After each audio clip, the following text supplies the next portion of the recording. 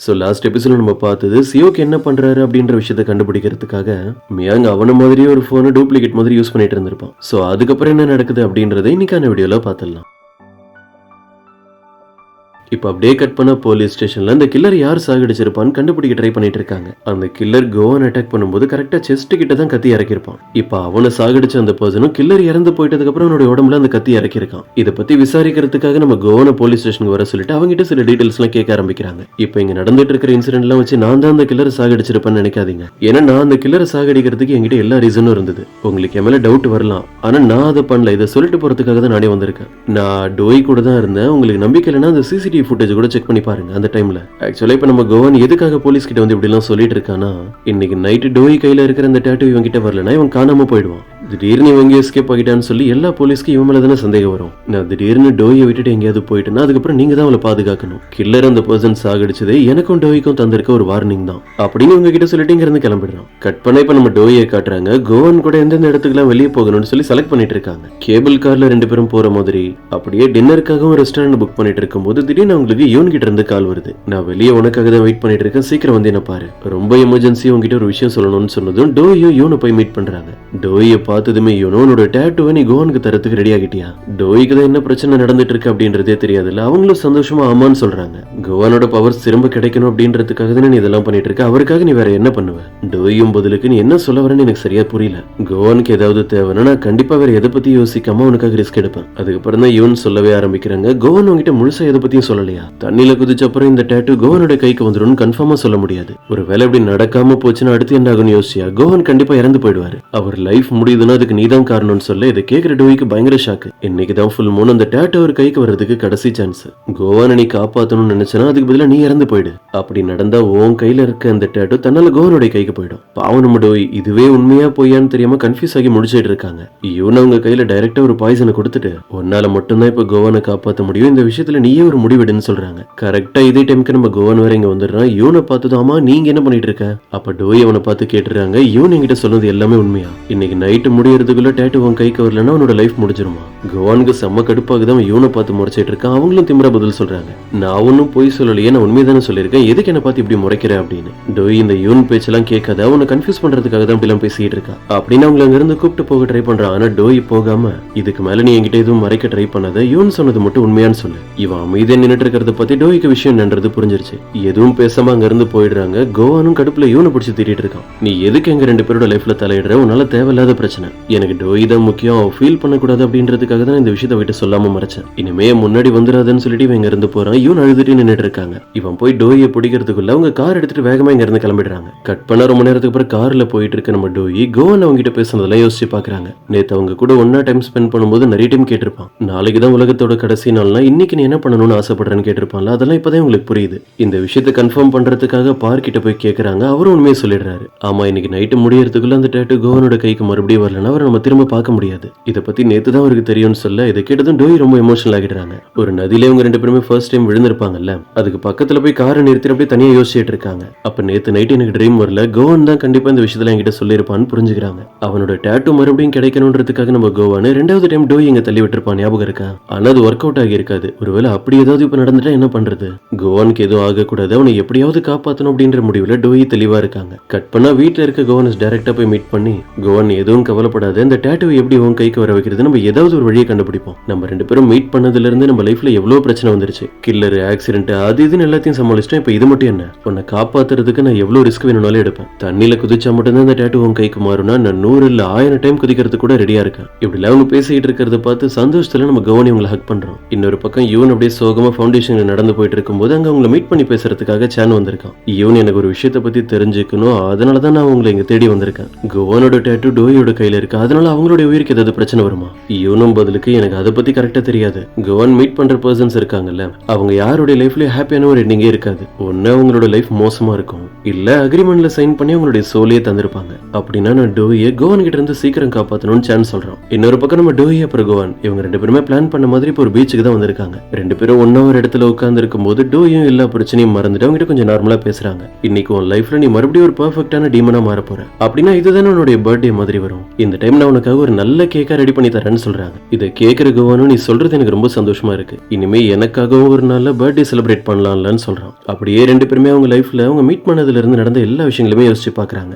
பிரிட்ஜ்ல டோயை killer கிட்ட இருந்து காப்பாத்தினது, ரெண்டு பேரும் தண்ணியில விழுந்ததுக்கு அப்புறம் டாட்டூ எக்ஸ்சேஞ்ச், மத்தவங்களுக்காக கான்ட்ராக்ட் மேரேஜ் பண்ணி அதுக்கப்புறம் அவங்களுடைய லவ் ஸ்டோரி ஆரம்பிச்சது. அந்த கேங்ஸ்டர்ஸ் எல்லாம் கோவானுக்கு பிரச்சனைன்னு தெரிஞ்சதும் டோய் வேற எதை பத்தி யோசிக்காம அவனை காப்பாத்துறதுக்கு அந்த இடத்துக்கு வந்திருப்பாங்கல்ல அப்படின்னு ரெண்டு பேரும் இவங்களுக்குள்ள நடந்த எல்லா ஹாப்பியான மொமெண்ட்ஸ் யோசிச்சு பார்த்துட்டு இருக்காங்க. இப்ப நைட் டைம் ஆகிடுச்சு. அதுக்கப்புறம் தான் அவங்க ரெண்டு பேரும் அந்த பீச்ல இருந்து வெளியே போறாங்க. ஆபீஸ்ல இருக்க பார்க்கும் அடுத்து என்ன நடக்க போகுதோன்னு கவலைப்பட்டு இருக்காரு. கோவானுக்கு எதுவும் ஆகக்கூடாது அப்படின்னு. இன்னொரு பக்கம் இவனும் சேனும் என்ன பண்றாங்க, அவங்க ரெண்டு பேரும் எங்க போயிருக்காங்கன்றது தெரிஞ்சுக்கிட்டு அவங்களை தேடி கண்டுபிடிக்கிறதுக்காக போயிட்டு இருக்காங்க. ஃபுல் மூன் வர்றதை பார்த்தாலே இவனுக்கு பயமா இருக்கு, கோவானுக்கு எதுவும் ஆகாம அவனை காப்பாத்தணும் அப்படின்னு. இப்ப மிரே கம்பெனியை காட்டுறாங்க. அங்க ஷேர் ஹோல்டர்ஸ்க்கான மீட்டிங் இந்த டைம்ல தான் நடந்துட்டு இருக்கு. அதே மாதிரி சியோக்கு சேர்மேன் ஆக்கிறதுக்கான ஃபைனல் ஓட்டிங் இப்ப இங்க தான் நடக்க போகுது. எல்லாம் பிளான் பண்ண மாதிரி கரெக்டா தான் போயிட்டு இருக்கு. ஆனா இப்போ வரைக்கும் ஸ்வானுக்கு இந்த விஷயத்துல நம்பிக்கையே இல்ல. டோய் எப்படி உடனே ப்ராப்பர்ட்டிஸ் எல்லாத்தையுமே சியோக் பேர்ல மாத்தி எழுதிட்டா, ஒரு வேலை கடைசி நேரத்துல உள்ள வந்து நம்ம பிளான் எல்லாத்தையுமே சொதப்பிட்டா என்ன பண்றதுன்னு பேசிட்டு இருக்காங்க. ஆனா அப்படி எதுவும் நடக்கல. ஸ்டேஜ்ல பேசுறதுக்காக சியோக்கு கூப்பிட்டு இருக்காங்க. இவன் இங்க இருந்து எழுந்து போயிடுறான். அவன் நல்ல மாதிரி என்ன பேச முடியுமோ எல்லாத்தையுமே பேசிடுறான். அதுக்கப்புறம் ஓட்டிங்கும் ஸ்டார்ட் ஆகுது. ஸ்வான் அப்படியே பக்கத்துல பார்த்தா இந்த இடத்துக்கு மியாங் வரவே இல்ல. சியோக்கோட ஒய்ஃப் கிட்ட உங்க பையன் மியாங் ஏன் இங்க வரவே இல்லன்னு கேக்குறாங்க. இவங்களும் திரு திருன்னு முழிச்சுக்கிட்டே இல்ல அவனுக்கு கொஞ்சம் உடம்பு சரியில்லை அதனாலதான் வர முடியலன்னு சமாளிக்கிறாங்க. பதிலுக்கு ஸ்வானும் ஏன் அவனுடைய ஹெல்த்ல பிரச்சனைன்னு அடிக்கடி சொல்லிட்டே இருக்கீங்க. சியோக்கோட ஒய்ஃபும் அப்படியே சைலண்டா இருக்காங்க. அப்படின்னா ஏதோ ஒரு விஷயத்த மறைக்கிறாங்க. இன்னொரு பக்கம் கார்ல போயிட்டு இருக்க டோய் கோவன் கிட்ட சொல்லிட்டே வராங்க. கோவன் இப்ப நம்ம அந்த பிரிட்ஜ் கிட்ட இருக்கிற நதி கிட்ட தானே போறோம், நல்ல வேலை நீங்கிட்ட முன்னாடியே சொல்லிட்டேன். ரெண்டாவது டைம் எனக்கு தெரியாம அந்த இடத்துக்கு கூப்பிட்டு போய் எனக்கு கீழே தள்ளி விட்டியே, என்னால அதை மறக்கவே முடியாது. கோவானும் சிரிச்சுக்கிட்டே நீ அதுக்கெல்லாம் எதுவும் பயப்படாது, இன்னைக்கு எல்லாமே சரியா நடக்கும். இப்ப நம்ம பண்ண போற இந்த விஷயத்துக்கு தான் நான் அன்னைக்கு ரிஹர்சல் பார்த்தேன்னு பேசிக்கிட்டே போயிட்டு இருக்கான். எல்லாமே சரியா தான் போயிட்டு இருந்தது. திடீர்னு காரு பெட்ரோல் இல்லாம ஸ்டாப் ஆகிடுதா. இவங்களும் பக்கத்துல இருக்கிற பெட்ரோல் பங்க் தான் போயிருக்காங்க. டோய் அப்படியே அந்த இடத்துல சும்மா நின்னுட்டு இருக்கும்போது அங்க சில போட்டோஸ் எல்லாம் எடுத்து வச்சிருக்காங்க. அதை எடுத்து பாக்குறாங்க. தண்ணியில விழுந்ததுக்கு அப்புறம் இவங்க ரெண்டு பேருமே அடுத்த நாள் ஒரு பீச்ல கண்ணை திறந்து எழுந்திருச்சிருப்பாங்கல்ல, அந்த போட்டோ தான் இது. இதை பார்த்தது நம்ம டோய் அங்க நிறைய போஸ்ட் கார்டுலாம் இருக்கு. அதுல ஒன்னு எடுத்துட்டு வந்து கோவன் கிட்ட சொல்றாங்க. இன்னைக்கு நடந்த எல்லா விஷயத்தையும் நான் ஒரு மெமரிஸா இதுல எழுதி வைக்க போறேன், இதுக்காக நான் போய் பே பண்ணிட்டு வந்துடுறேன்னு சொல்லி பக்கத்துல இருக்கிற கடைக்கு போறாங்க. கோவானும் சரி அப்படியே அங்க இருந்து வரும்போது எனக்காக ஏதாவது கேக் இருந்தாலும் வாங்கிட்டு வா, முக்கியமா ஸ்ட்ராபெரி ஃபிளேவர். டோயும் அந்த கடைக்கு போறாங்க. இப்படி இங்க நடக்கிறதெல்லாம் தூரத்துல இருந்து ஒருத்தன் கார்ல நோட் பண்ணிட்டு இருக்கான். அது வேற யாரும் இல்ல மியாங் தான். அதுவும் இல்லாம அவனுடைய கையில பயங்கரமா அடிபட்டு இருக்கு. இப்ப இவனுக்கு எப்படி இது நடந்தது அப்படின்றது ஒரு சின்ன பிளாஷ்பேக்ல காட்டுறாங்க. இவன் சியோக்கு மாதிரி ஒரு போனை வச்சு யூஸ் பண்ணிட்டு இருக்கான் அப்படின்ற விஷயத்த அன்னைக்கு நோட் பண்ணிருப்பான்ல. மியாங் அவனுடைய உண்மையெல்லாம் கண்டுபிடிக்க ட்ரை பண்றான்றது சியோக்கு தெரிஞ்சிருக்கும். அதை செக் பண்றதுக்காகவே அந்த கில்லருடைய நம்பர்ல இருந்து அவனுடைய போனுக்கு கால் பண்றான். மியாங்கோட போனுக்கும் கால் போகுது. அவனுக்கு ஒரு செகண்ட் ஒன்னும் புரியல, இப்பதான் அந்த கில்லர் உயிரோட இல்லையே, அவனுடைய நம்பர்ல இருந்து எப்படி கால் வருது அப்படின்னு. இவன் இப்படிதான் இந்த போனை யூஸ் பண்ணி அவனுடைய அப்பாவும் அந்த கில்லரும் பேசுறதெல்லாம் ஸ்பை மாதிரி கேட்டுட்டு இருந்திருப்பான். அப்படியே திரும்பி பார்த்தா பின்னாடி சியோக் தான் நின்னுட்டு இருக்கான். அவன் தான் அவனுடைய நம்பருக்கு கால் பண்ணுது. எனக்கே தெரியாம என் போன் மாதிரி ஒன்னு ரெடி பண்ணிட்டு அது வழியா நான் என்ன பண்ணிட்டு இருக்கேன்னு கவனிச்சிட்டு இருக்கியா, மாட்டிக்கிட்டமே மியாங்கோட ஃபேஸ்ல அப்படி ஒரு பயம். இப்ப அப்படியே கட் பண்ணா கொஞ்ச நேரத்துக்கு அப்புறம் அவன் பண்ண தப்புக்கான தண்டனை அவனுடைய உடம்புல சூடு வைக்க போறேன்னு சொல்லி இந்த சியோக்கு ஒரு இரும்பு கம்பியை நெருப்புல காட்டி அதை ரெடி பண்ணிட்டு இருக்கான். தேவையில்லாத விஷயங்களை தலையிடாதன்னு அவனை எத்தனையோ டைம் வார்ன் பண்ணிருக்கான். நீ சேஞ்ச் ஆகவே இல்லை, உன் உடம்புல இதுக்காகவே ஏகப்பட்ட தழும்பு இருக்கு, ஆனா நீ இன்னும் மாறாம அப்படியே தான் இருக்கு அப்படின்னு அவன் கையில சூடு வச்சிட்டு இருக்கான். மியாங் கத்துற சத்தம் வெளியே கேக்குது. அவனோட அம்மா வந்து காப்பாத்துவாங்கன்னு பார்த்தா சியோக்கு பயந்து ஹெட்போன் எடுத்து காதுல மாட்டிட்டு அப்படியே தூங்க ஆரம்பிச்சிடுறாங்க.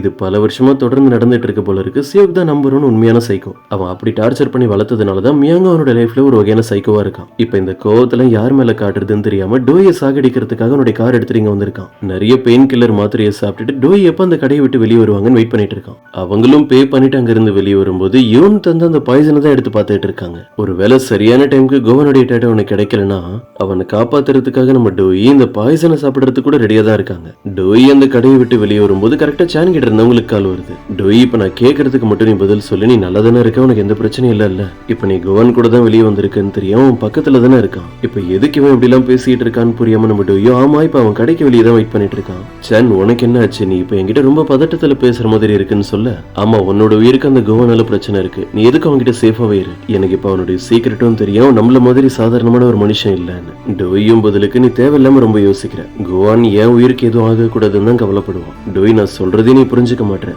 கோவான் இப்ப உன்னை அந்த இடத்துக்கு கூப்பிட்டு போயிருக்கிறதே அவனுடைய பிரச்சனையை சரி பண்றதுக்காக மட்டும்தான். நீ இறந்து போயிட்டா அவன் லைஃப்ல எல்லாமே மறுபடியும் பழைய நிலைமைக்கு வந்துடும். இப்படி எல்லாம் தெரிஞ்ச மாதிரி இந்த சான் பேசிட்டு இருக்கான்ல, இதெல்லாம் யூன் கிட்ட இருந்து அவனுக்கு கிடைச்ச இன்ஃபர்மேஷன் தான். கடுப்பான டோயோ நான் இதுக்கு மேல இந்த விஷயத்தை பத்தி பேச போறது இல்லைன்னு சொல்லி காலை கட் பண்ணிடுறாங்க. வெளியே வெயிட் பண்ணிட்டு இருக்க நம்ம கோவனும் வானத்தை தான் பாத்துக்கிட்டு இருக்கான். ஏன்னா ஃபுல் மூன் வர்றதுக்கு இன்னும் கொஞ்சம் நேரம் தான் இருக்கு. இப்ப நமக்கு சியோக்கு காட்டுறாங்க. ஓட்டிங்ல அவன் ஆசைப்பட்ட மாதிரியே வின் பண்ணி கடைசி அந்த கம்பெனியோட சேர்மன் போஸ்ட் அவனுக்கு கிடைச்சிருது. இங்க கார்ல வெயிட் பண்ணிட்டு இருந்த மியாங் வேற முழு சைக்கோவா மாறி டோய் ஆக்சிடென்ட் பண்ணி சாகடிக்கிறதுக்காக அவனுடைய கார் எடுத்துட்டு போய் நேரம் அந்த கடைக்குள்ளே விட்டுறான். கோவா கோவானும் டோயோட பேரை சொல்லி அவங்களை காப்பாத்துறதுக்காக கத்துறான். ஆனா 2-3 செகண்ட்ல இந்த ஆக்சிடென்ட் நடந்துருது. அந்த கார் இடிச்ச வேகத்துல நம்ம டோயி ரொம்ப தூரம் பறந்து போய் விழுந்துடுறான். கோவான் அவங்களுக்கு ஹெல்ப் பண்றதுக்காக வேகமா ஓடிட்டு இருக்கான். இதே நேரம் இந்த இடத்துக்கு வந்திருக்க சேனோ இப்படி ஒரு ஆக்சிடென்ட் நடந்திருக்கிறத பார்த்துட்டு அவனுடைய காரை விட்டு வெளியே வரான். இவங்க 2 பேருமே அந்த கடைக்குள்ள என்டர் ஆகிறதுக்கு முன்னாடி மியாங்கோட கார் ஒன்னு இருந்திருக்கும்ல, ஆக்சிடென்ட் ஆனதுல அந்த கார் தீப்பிடிச்சு ஒரு பெரிய பிளாஸ்ட் ஆகிடுது. இவங்க 2 பேருமே பறந்து வந்து கீழே விழுந்துடுறாங்க. அந்த கடை ஃபுல்லா தீப்பிடிச்சு எரிய ஆரம்பிக்குது. அவனுக்கு என்ன ஆனாலும் நம்ம கோவனுக்கு அதை பத்தி எல்லாம் கவலை இல்ல. கடைக்குள்ள மாட்டி இருக்க டோயை எப்படியாவது காப்பாத்தி சேஃபா வெளியே கொண்டு வரணும். ஏன்னா இப்ப அங்க தீ பிடிச்சு எரிய ஆரம்பிச்சிருக்கு. இவன் உள்ள போக ட்ரை பண்ணும்போது இவனை தடுத்து இவனை போக விடாம பேசிக்கிட்டே இருக்காங்க. கோவான், இது ரொம்ப ரிஸ்கான விஷயம். இப்ப நீங்க உள்ள போக கூடாது. உங்ககிட்ட எந்த பவர் இல்லைன்றது நீங்க மறந்துட்டீங்களா என்ன?